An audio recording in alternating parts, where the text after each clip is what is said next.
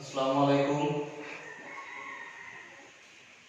এখন সারা দেশে unlock phase চলছে, কিন্তু স্কুল কলেজ খোলার মতো কোনো পরিস্থিতি নেই। তাই আমাদের সাফিয়া ইসলামিয়া সিনিয়র মাদ্রাসার পক্ষ থেকে অনলাইন ক্লাস চালু করার ব্যবস্থা করা হয়েছে। তো আমি অনলাইন ক্লাসে এখানে ভিডিও ক্লিপিংসের মাধ্যমে দশম শ্রেণীর ছাত্রছাত্রীদের জন্য ভৌত বিজ্ঞান বিষয়ে অন্তর্গত একটি একক পাঠ উপস্থাপন করতে চলেছি। দেখো, তোমরা বোর্ডের ডান দিকে তোমাদের কোন এককটা আজকে পাঠদান করা হবে সেটা লেখা আছে পদার্থের ভৌত রাসায়নিক ধর্মসমূহ।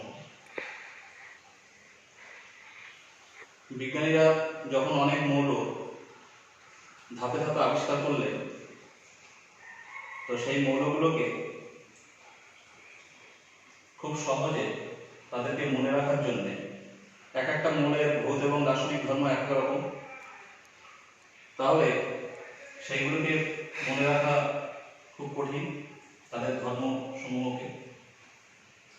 তাহলে যে সমস্ত মৌলের ভৌত রাসায়নিক ধর্মের মধ্যে সাদৃশ্য লক্ষ্য করা গেল, বিজ্ঞানীগণ তাদেরকে শ্রেণীবদ্ধ করতে শুরু করলেন, শ্রেণীবদ্ধ করার প্রচেষ্টা নিলেন।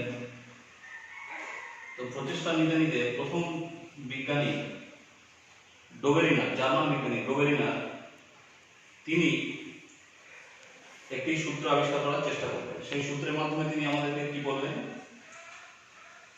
সূত্রটা ডোবেরিনারের ত্রয়ী সূত্র নামে পরিচিত।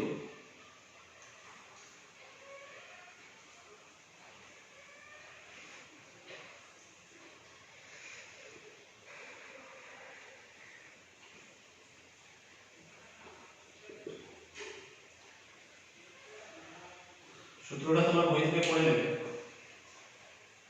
এই ডোবেরিনারের ত্রয়ী সূত্রে কি বলা হচ্ছে সেটাকে আমি এখানে বলছি। দেখো, রাসায়নিক ধর্মে সাদৃশ্য লক্ষ্য করা যায় এমন তিনটি মৌলকে নেওয়া হয়, এই ক্ষেত্রে নিয়ে তাদেরকে পারমাণবিক গুরুত্বের ঊর্ধ্বক্রমে সাজানো হয়। সাজালে লক্ষ্য করা যায়, উদাহরণস্বরূপ আমি বলতে পারি লিথিয়াম এর পারমাণবিক গুরুত্ব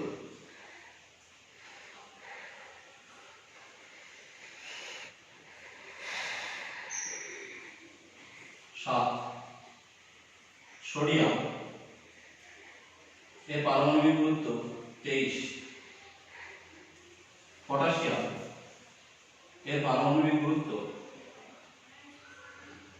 39। তাহলে এই তিনটে মৌলকে পরপর লেখা হলো কেন? না, এই তিনটে মৌলের ক্ষেত্রে দেখা যাচ্ছে যে এদের রাসায়নিক ধর্মের মধ্যে সাদৃশ্য লক্ষ্য করা যাচ্ছে, এদের রাসায়নিক ধর্মের মধ্যে মিল পাওয়া যাচ্ছে।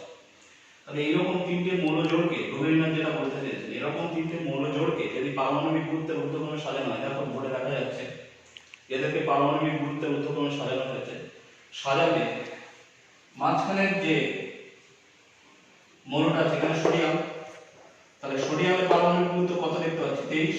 তাহলে ডোবেরিনার তার সূত্রে বলছেন যে এইরকম তিনটে মৌলকে পারমাণবিক গুরুত্বের ঊর্ধ্বক্রমে সাজালে মাঝখানে যে মৌলটা হবে সেই মৌলের পারমাণবিক গুরুত্ব আগের এবং পরের দুটো মৌলের পারমাণবিক গুরুত্বের গড় হবে। তাহলে আগের মৌল লিথিয়াম, সোডিয়ামের আগের মৌল লিথিয়াম, পরের মৌল পটাশিয়াম, তাহলে এদের আগের এবং পরের মৌলের পারমাণবিক গুরুত্বের গড়, তাহলে গড় আমরা যোগ করে বের করব। তাহলে 7 + 39/2, তাহলে 46/2। তাহলে কত দেখতে পাচ্ছি আমরা? 23। তাহলে দেখো তোমাদের বোর্ডে লেখা আছে যে সোডিয়ামের পারমাণবিক গুরুত্ব কিন্তু 23 হবে। তাহলে এইরকম রাসায়নিক ধর্মের সাদৃশ্য লক্ষ্য করা মৌলগুলোকে যদি পারমাণবিক গুরুত্বের ঊর্ধ্বক্রমে সাজানো হয়, তাহলে সেক্ষেত্রে মাঝখানের মৌলটার পারমাণবিক গুরুত্ব অপর দুটি মৌলের পারমাণবিক গুরুত্বের গড়ের সঙ্গে সমান হবে। তাহলে এখানে আমরা দেখতে পাচ্ছি এক্ষেত্রে পারমাণবিক গুরুত্বের গড়ের সঙ্গে সমান হচ্ছে। তাহলে ডোবেরিনার তার ত্রয়ী সূত্রে এইভাবে তিনটে মৌল জোড়কে আলাদা আলাদা ভাবে তিনি দেখালেন এবং সেখান থেকে মাঝখানের মৌলটার পারমাণবিক গুরুত্বকে তিনি ক্যালকুলেট করতে চেষ্টা করলেন। কিন্তু এই সূত্রটা ডোবেরিনার ত্রয়ী সূত্রের মধ্যে প্রচুর সীমাবদ্ধতা লক্ষ্য করা গেল। অল্প সংখ্যক কিছু মৌলের ক্ষেত্রে এই সূত্রটা কার্যকরী হলো। কিন্তু বেশিরভাগ মৌলের ক্ষেত্রে এই সূত্রটা কার্যকরী হলো না। সেই কারণে বিশ্বের বাকি বিজ্ঞানীগণ তখন এই নিয়ে দ্বিমত পোষণ করলেন। তাহলে এই সূত্রটা তখন থেকে আস্তে আস্তে এর সীমাবদ্ধতা যখন থেকে দেখতে পাওয়া গেল, এই সূত্রটা কার্যকরিতা হ্রাস পেতে শুরু করলো। তখন আবার বিজ্ঞানীগণ মৌলসমূহকে কিভাবে সহজে মনে রাখা যায়, তাদের ভৌত ও রাসায়নিক ধর্মসমূহকে কিভাবে আমরা সহজে মনে রাখতে পারি, তার জন্য আবার প্রচেষ্টা শুরু করলেন। তখন প্রথম সফল হলেন একজন বিজ্ঞানী, যার নাম বিজ্ঞানী মেন্ডেলিভ। মেন্ডেলিভ কি করলেন না, মেন্ডেলিভ দেখলেন যে মৌলগুলোকে যদি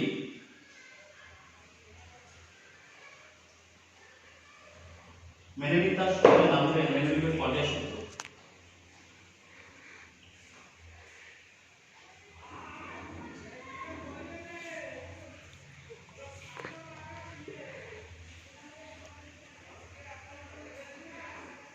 মেন্ডেলিভ তিনি মৌলগুলোকে ভৌত এবং রাসায়নিক মৌলগুলোকে পারমাণবিক গুরুত্বের ঊর্ধ্বক্রমে সাজালেন। সাজিয়ে দেখলেন যে কিছু নির্দিষ্ট সময় অন্তর মৌলগুলোর ভৌত এবং রাসায়নিক ধর্মের মধ্যে সাদৃশ্য লক্ষ্য করা যাচ্ছে। অর্থাৎ কতগুলো মৌলগুলোকে পারমাণবিক গুরুত্বের ঊর্ধ্বক্রমে সাজানো করে দেখলেন যে কতগুলো মৌল পরপর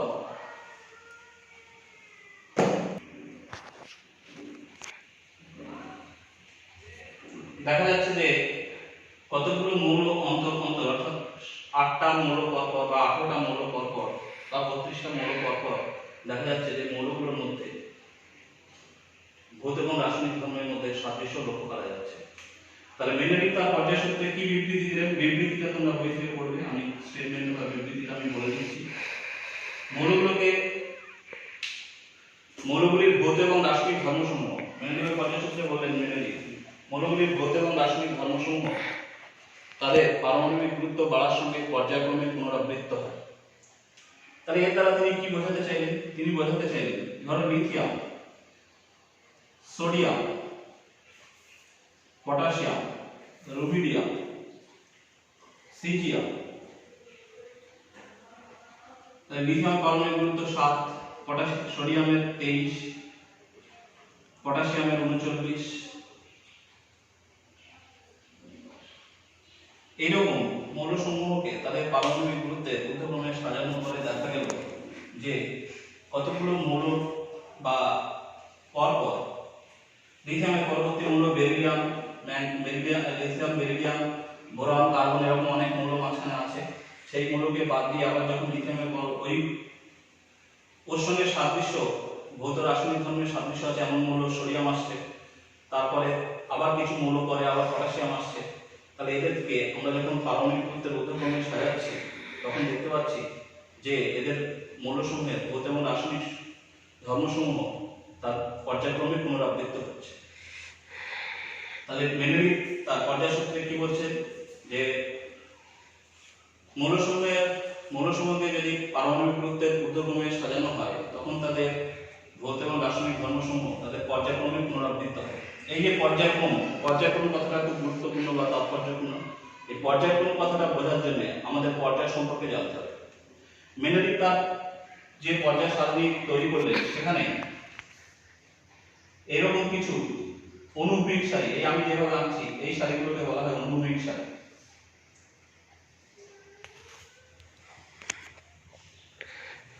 আবার এইরকম কিছু উলম্ব সারি তিনি দেখালেন।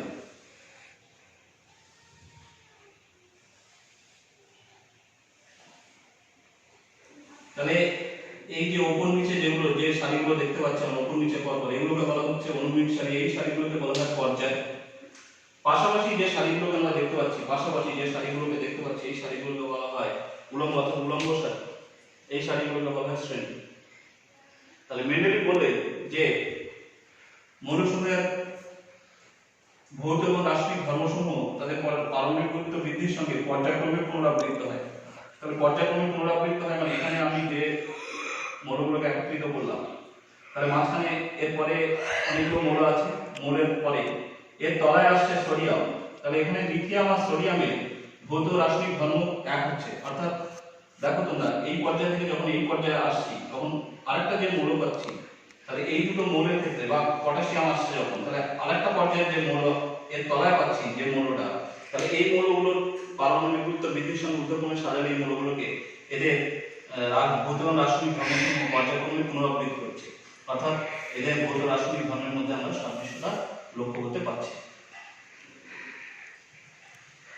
এই যে মেন্ডেলিভের পর্যায় সূত্র আমরা দেখতে পাচ্ছি, এই পর্যায় সূত্রে ও কিছু সীমাবদ্ধতা আছে। কি সীমাবদ্ধতা?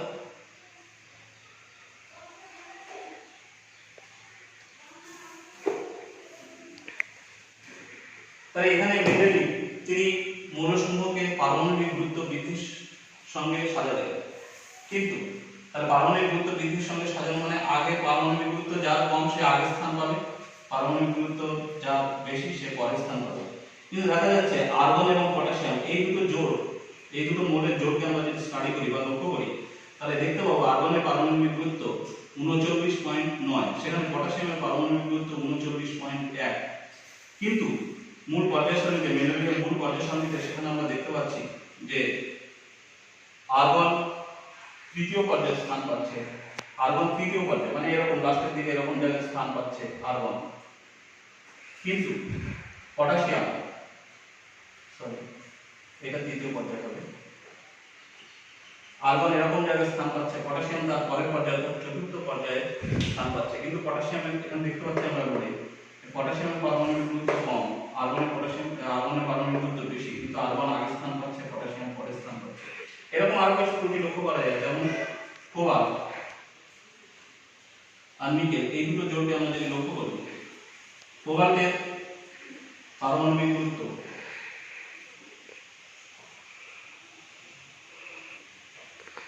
58.6, সরি কোবাল্টের পারমাণবিক গুরুত্ব 58.9, নিকেলের পারমাণবিক গুরুত্ব 58.6। তো সেখানে কোবাল্ট পর্যায় সারণীতে আগে স্থান পাচ্ছে, নিকেল পরে স্থান পাচ্ছে, কিন্তু নিকেলের আগে স্থান পাওয়া উচিত ছিল, যেহেতু নিকেলের পারমাণবিক গুরুত্ব কম, কোবাল্টের পারমাণবিক গুরুত্ব বেশি। তো এইরকম কিছু কিছু জায়গায় আমরা ত্রুটি লক্ষ্য করতে পারবো। তখন বিজ্ঞানীরা মেন্ডেলিভের পর্যায় সূত্র বা পর্যায় সারণী সম্পর্কে সন্দিহান হয়ে পড়লেন।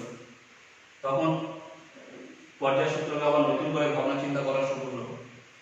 ভাবনা চিন্তা করতে করতে প্রথম সফলকারী যে বিজ্ঞানী, সে বিজ্ঞানী হচ্ছে বিজ্ঞানী মোজলে। তিনি মেন্ডেলিভের পর্যায় সূত্রটাকে কিভাবে সংশোধন করলেন? তিনি মেন্ডেলিভের পর্যায় সূত্রটাকে শুধু একটা জায়গাতেই সংশোধন করলেন। মেন্ডেলিভ যেটা বলেছিলেন যে পারমাণবিক গুরুত্ব বৃদ্ধির সঙ্গে পর্যায়ক্রমে পুনরাবৃত্তি হয়, তিনি বললেন না, তিনি এক্স-রে পরীক্ষার সাহায্যে দেখালেন যে না, মৌলসমূহের ভৌত এবং রাসায়নিক ধর্মসমূহ পারমাণবিক গুরুত্ব বৃদ্ধির সঙ্গে পর্যায়ক্রমে পুনরাবৃত্তি হবে না, পারমাণবিক সংখ্যা বা পরমাণু ক্রমাঙ্ক বৃদ্ধির সঙ্গে পর্যায়ক্রমে পুনরাবৃত্তি হবে। পরমাণু ক্রমাঙ্ক, তাহলে একটা জায়গাতেই জাস্ট তিনি চেঞ্জ করলেন পরমাণু ক্রমাঙ্ক। তাহলে এই পরমাণু ক্রমাঙ্ক কি তোমরা ক্লাস 9 এ পড়েছো? পরমাণু ক্রমাঙ্ক হচ্ছে মানে মৌলের পরমাণুতে উপস্থিত টোটাল প্রোটন সংখ্যা। তাহলে মৌলের পরমাণুতে উপস্থিত মোট প্রোটন সংখ্যা বৃদ্ধির সঙ্গে সঙ্গে মৌলসমূহের ভৌত এবং রাসায়নিক ধর্মসমূহ পর্যায়ক্রমে পুনরাবৃত্তি হবে।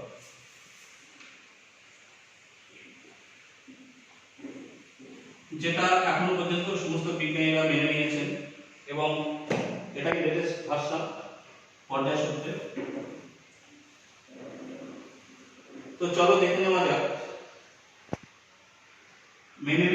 মেন্ডেলিভের যে পর্যায় সারণী রচিত হয়েছিল, সেই পর্যায় সারণীতে তখনও পর্যন্ত মেন্ডেলিভ যখন রচনা করেছিলেন তখন পর্যন্ত তার পর্যায় সারণীতে কটা পর্যায় ছিল এবং কটা গ্রুপ ছিল। মেন্ডেলিভের পর্যায় সারণীতে কটা পর্যায় ছিল আর কটা গ্রুপ ছিল তিনি যখন রচনা করেছিলেন।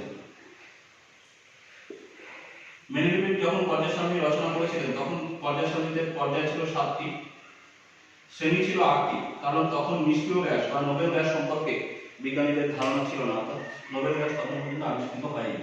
কিন্তু মেন্ডেলিভের পর্যায় সারণীর আধুনিক যে সংস্করণ, সেই আধুনিক সংস্করণে এখন কিন্তু যেহেতু নোবেল গ্যাস আবিষ্কৃত হয়ে গেছে, সেই কারণে এখন যে মেন্ডেলিভের পর্যায় সারণী আমরা দেখি, সেই পর্যায় সারণীতে পর্যায় সংখ্যা হচ্ছে 7টি এবং গ্রুপ সংখ্যা হচ্ছে 9টি। তো মোজলের ধারণা অনুযায়ী যে আধুনিক যে দীর্ঘ পর্যায়ের সূত্র এলো, যেটা আমরা বললাম যে আধুনিক দীর্ঘ পর্যায়ের সূত্রটা আমরা জানলাম যে